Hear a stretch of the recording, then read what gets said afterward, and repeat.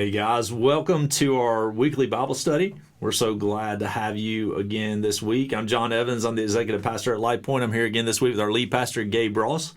And as we've done every week leading up to this, we're just going to take a few minutes today to break down this past week's sermon and talk about how, this Move of God series continues to evolve and continues to speak to the early church and how these early believers dealt with the varying obstacles that they faced in their culture and these things that came up. And so, again, this week we talked about more in ministry and just how these people, more for ministry, how these people came alongside these early apostles and began to walk out this role of ministering to the people. And so just take a few minutes as we get started just to give us a overview of what the sermon was this past week.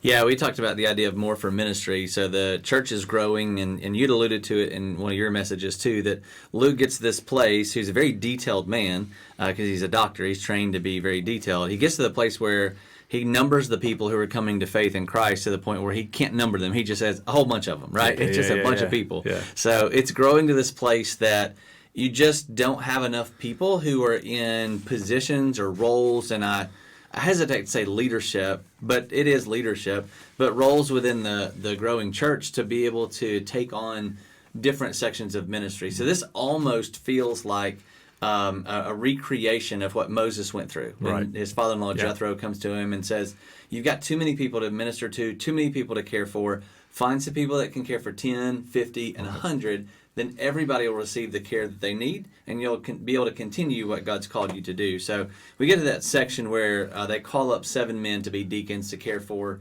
the widows and a specific group of people as this church is beginning to grow. Right. And so I wanted to really press on this moment here, which we're going to talk about, because it's easy to get to this passage if you've grown up in church and you go, this is about deacons, I can check out, I've heard it before.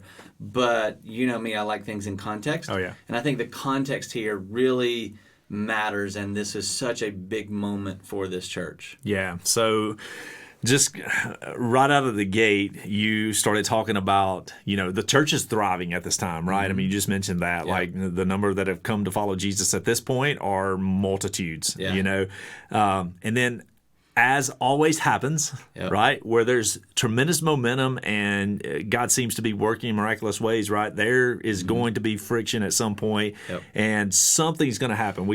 I've mentioned this in the sermons that I preached, and we mention it often, like when you take a step towards God, the enemy takes a step towards you. We know when God starts to move, the enemy's going to ramp up his efforts to try to bring obstacles in the way of that, right? Mm-hmm. So this happened in this case. Church is thriving. Things are going great. The apostles are able to deliver the gospel. You see multitudes responding to the gospel. And then you have this complaint arise by this group, the Hellenists. And so you made this point. You said, isn't it interesting how, people can withstand attacks from the outside, but they often crumble when it happens on the inside, when they have conflict within. And so, Jesus even said, a kingdom that's divided against itself can't stand, right?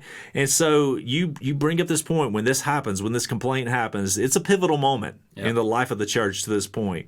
And so just talk a little bit about that. Talk a little bit of, first of all, give a little bit of background, the Hellenists, who they were, why they brought this complaint, and then why this was such a big moment in the life of the church to date. Yeah, so throughout the history of the people of God, they were in this place where God was leading them to be, and so they traveled to the promised land through Moses and Joshua, and then there's all this chaos that happens throughout the course of their life. They get sent to Babylon, get sent to Egypt, get sent out of Jerusalem, and so some of the people were spread out of Palestine, and as they weren't around Jewish culture, and they weren't around the language, and so they pick up, just like you and I do. Like, I'm from Tennessee. When I'm with my boys in Tennessee, Melissa says my twang comes back. Same, yeah. And so when you're in a different culture, you just pick up things, sometimes on purpose and sometimes indirectly. Yeah.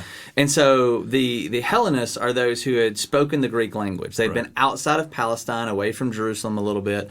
And so there's just this difference. I mean, it's just subtle. And then those that remained, the Hebrews, they spoke Aramaic, from the old Hebrew language and then the Aramaic language. And so there's this difference. And I studied a little bit, and you could press in this to say, this was intentional. This complaint was intentional. And the more I studied, the more I read, I don't think it was. I think it was a little bit of a, hey, don't forget these women. And it was because of a language barrier. And maybe a little bit of, hey, they're being taken care of, but we're not. But I don't think it was really necessarily a huge moment that was negative of saying, you're terrible leaders. Lead us better or we're going to leave. It was just this moment of, we're not getting what we need. And so it is interesting. So we're going to talk in the next 2 to 3 weeks about what it looks like on an attack from without. And typically when an attack happens from the outside, you lock arms and you join together. But when it happens from the inside, it's slow. It's subtle. It causes other people to doubt and question. That's why gossiping is a huge no-no. It destroys, it crumbles anything. Anything. And I say this in a marriage, like for those, whether it's husband or wife, that wants to go complain to their friends about their spouse, they're undoing what they're actually trying to build. They're destroying what they're trying to grow. By planting those seeds of gossip and doubt, it allows other people to speak back into that person to go, they aren't treating you right. It really isn't okay. And so that's why Paul, I did jump a little bit, but that's why Paul calls Peter out, in Galatians so forcefully. He says, you can't do this. It was causing people to pull away. And Barnabas, who's known as the encourager, like the cheerleader, who's Mr. Positivity, it was causing him to be pulled away. And so these little negative comments or these little side things that sometimes we mean, sometimes we don't. Sometimes we think they're benign, but we really mean them, more than innocently. They crumble. And so you'll see it with Stephen over the next couple of weeks. If you destroy somebody or a leader from the outside, it creates a martyr. And it causes everybody else to take on full charge. But if it's just little drip from the inside, it just begins to crumble it. And it's almost difficult to put it back together. Yeah, for sure. And, you see that a lot. We've experienced that, right? The life of, our ministry here, we've seen that where when we've had attacks from the outside, people rally around in those ways. They circle the wagons, right? But, that interior conflict, friction, that's hard because that begins to form fractures at some point. And so you have to be really careful there. And so you're right, this was a very extremely pivotal moment in the life of the church. And how the apostles dealt with this was a make or break situation, right? I mean, honestly, this was a situation in the life of the church where you say, guys, we got, a few ways we can go here, and we better pick right. And so talk about that for just a minute. They had, a few options here, a few ways that this could go. And it was incredibly imperative that they picked the right way. And so just talk about the ways that this could go. You mentioned it Sunday, but just talk a little more in depth about the choices that they had here, really the outcomes that could come out of that, and why it was so pivotal that they made the right call. So the first two are kind of extremes. And depending on the personality of the church or the leader of the church, the pastor, the committees, whatever that is, the makeup of leadership, and just the general way they go about doing things will decide which one they choose. So the first one is they continue the argument. Oh, you were outside of Palestine. You left when things were hard. You left us and you were outside. You took on Greek culture. You don't deserve to come in and tell us what to do. Our widows, they get first choice because we were here first. And that's where we have the jokes about, somebody sat in my seat. That wasn't a joke 20 years ago. That was legitimate. So absolutely. It's a joke now sometimes, but it came from a point of truth. And it's like, we were here. And a lot of churches have difficulty inviting people with different backgrounds or difficult pasts in because it's like, we've been faithful. We've been here the whole time. Who are you to come in? You get second choice. And you see that all throughout the New Testament, saying, no, you can't play favoritism. You can't say to the man who comes in and looks like he's disheveled, we've got a place for you in the back. And Jesus says, no. Those people get first choice. They get the place at the table. They don't get secondary things. And so it's easy for us to continue that conflict and go, you don't deserve it. We were here first. The other thing is you do the opposite and you settle. You go, oh, we don't want to make anybody mad. We don't want to hurt anybody's feelings. And so we just kind of settle into, well, let's just change everything. Let's make it easy for everybody. And instead of moving forward and doing the hard things, let's just pull back a little. And you see that happen too. And when you do that, you don't you don't move forward. Yeah. And it's not about a person's vision. It's about the movement of God. And I reference the spies, where God says, hey, you're going to take the promised land. Right. 10 of them come back and cause the rest of the people to question, I think we should just stay and settle. And it's easy to do that. So stop right there for just a second, because these first two choices, options that they had, that could be, these could be damaging. Very much so. To the gospel. Yeah. Right? And like the first one, a little extreme. We can see, that could happen. Right. It's really an extreme case. Second one, I would say, much more prevalent. More prevalent. And I would say that we're guilty of this a lot, right? We get comfortable where we're at. Yeah. And here's the thing that, I get baffled by sometimes with that is somebody made room for you. Yeah, I know. I have a hard time. Somebody made room for you to experience the greatness that you're experiencing. Yep. So why are we now cutting it off? Yeah. And just wrapping everything up and saying, we're going to stay here. Yep. That's tough. Yeah. And that hinders the progress of the gospel. Yep. And so we have to be really careful about that. So just those two are damaging. We do that all the time. And I said it Sunday, we encapsulate that moment. We don't want it to change. We don't ever want to change. Change is always going to be there. Yeah. It's other than God, it's the only thing that's constant. Right. We will always change. We have, and I've used these illustrations before in messages to help us take some big steps. Yeah. Like you don't travel the way you used to. Yeah. You don't walk anywhere. Right. You don't take a donkey anywhere. Right. You don't ride a horse anywhere. You don't get in a buggy anywhere. And we're okay with that change. Yeah. But when it comes to church change, that's difficult. Yeah, for sure. You don't communicate the way you used to. Right. You don't do a carrier pigeon or put something in the mail as much. And sometimes those are good or bad things. But we change with the times. We change with the things that happen in our lives. But when it comes to these moments of friends and church and ministry, we like to basically enshrine that moment. Right. You've been in your great-grandmother's house and you're like, man, somebody needs to change the drapes. That couch has been here for 50 years, and that spot or that stain's been there for the last 30. Right. Like you wish you could come in and just redo it all because she would be happier. Right. But I don't know that she would. No. Because it carries some memories of the past. Yeah. But what it does is it keeps people from wanting to come into her house because it's outdated, the smell. They want to be with her. Yeah. But the environment just isn't right or welcoming. Right. And we do the same thing with church. Yeah, for sure. So they had this third option, right? Which we see this is the way they went. But just talk just a little bit let's offer that as a segue and a preface to what we're going to talk about next. But just talk about that third option, what they elected to do, and how important it was. Yeah, so they knew the call was to take the gospel forward. Yeah. They knew that was the call. Yeah. But they also knew the call was feed my sheep. Right. Care for my people. Yeah. Love my people. Yeah. And those aren't mutually exclusive. Right. They're both and. And so you have to find a way to move the gospel forward, carry the vision forward, but also care for people. And we as people, we typically tend to lean more toward one or the other. Yeah. There's all these studies, early adopters, and those, the people that come along later that are more comfortable with things and don't want things to change. Sure. And so as a leader, you have to be aware of those personalities and handle that with grace. But it doesn't mean either or. Jesus was full of grace and full of truth. It wasn't either or, it was both. Yeah. And so they decided, you know what? We as apostles, Jesus sent us. He told us to go. Right. We have to go. We don't answer to man, we answer to God, as Paul says. So we have to take this. So let's find out how we can continue to take the message forward and care for the people who are coming into the church and into the family. Right. So they call up the people and say, you raise up 7 guys and you bring them before us. And so these weren't just any men. These were men who were filled with the faith, men who were full of the Spirit, men who showed themselves faithful. That's huge. Right. And I know we as people want to step into leadership roles, and we as leaders want to bring people up in leadership roles. But there is something about showing that faithfulness over time. Yeah. They didn't just go pick anybody. Right. They said, that man, I want him. Right. I've seen him. I know how he's cared for people. Yeah. I know he's been steady. I know he's persevered. I know he's been with us. He hasn't walked away. Right.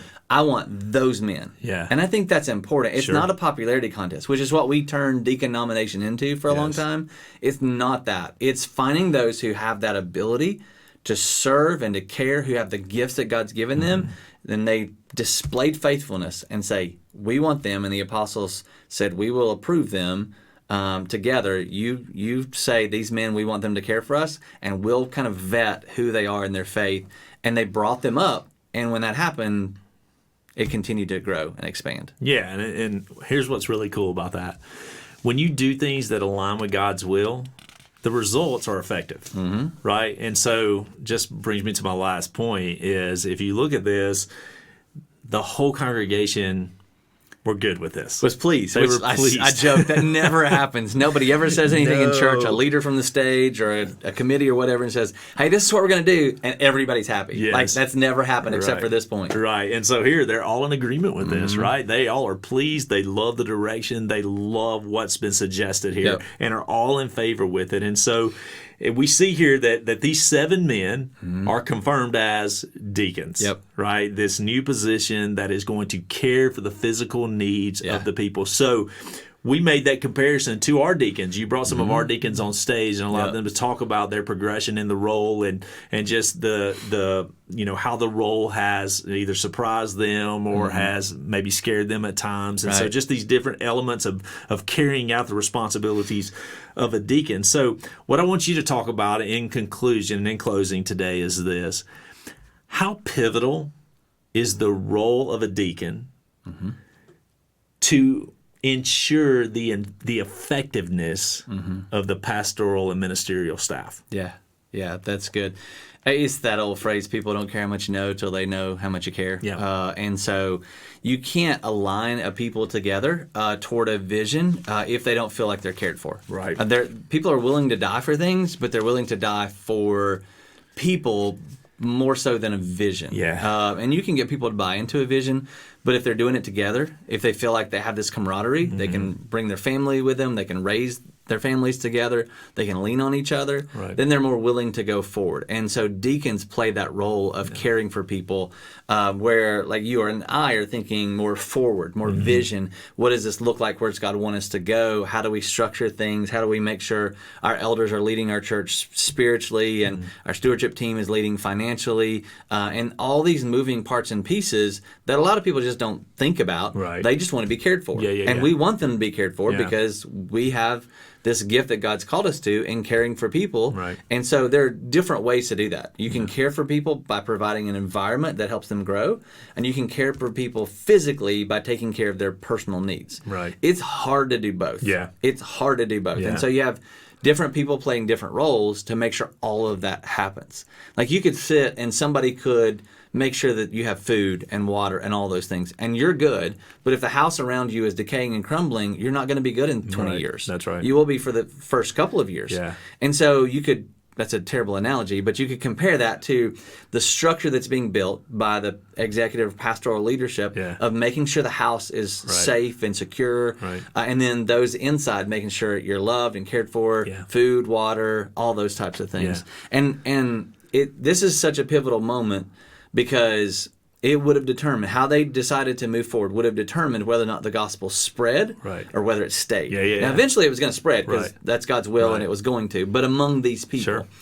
And up until this point, I made this point here, and I don't think we've ever thought about it before. Up until this point, the gospel had only spread to Jerusalem, which is where it was supposed to start. But that's all it had gone to. But when they set this up to move forward, share the gospel, expand the kingdom, and care for people, from this point forward, it goes outside of Jerusalem. Right. So it ensured the furtherance of the gospel, right? Absolutely. And, we don't have time to dig into this, all right? So I'm not posing this as a question. I just wanted to state that, when we have invested tremendous resources and time into development of our deacons, over the past year, we have seen results from that. We have seen families feel cared for. We have seen people, that have responded to the deacons reaching out to them and meeting those needs of, hey, I'll pray for you, or what can I bring you to help through this time, or showing up at funerals and hospitals and things like that. So we have seen that happen over the last year and a half, more so than we had in years past. Absolutely. Because of that investment that we've made in training and offering resources to help train those deacons to do that job and do it well. And our deacons have responded very well. Very well. Very well. They're great. Very well. They're awesome. Yeah. They're awesome. And so we're so appreciative of them. Well, we hope that this has been helpful for you today, just to understand a little bit more about not just the role of the deacon, but how we got there. Yeah. How we arrived at the need for that position. And, again, don't want to dive into this, but you even made that point up front of how the role of a deacon has been misinterpreted for years in the church. Yeah. And so understanding what that role is and fulfilling that role is hugely pivotal to the success of the church and the furtherance of the gospel. So I hope that helps you understand that today. And we're glad you joined us. We're here every Thursday, 5 o'clock, and we love that you join us and invite you to join us each week for understanding and diving deeper into a move of God, our study through the book of Acts. Hope you guys have a great rest of your week, and we will see you next week.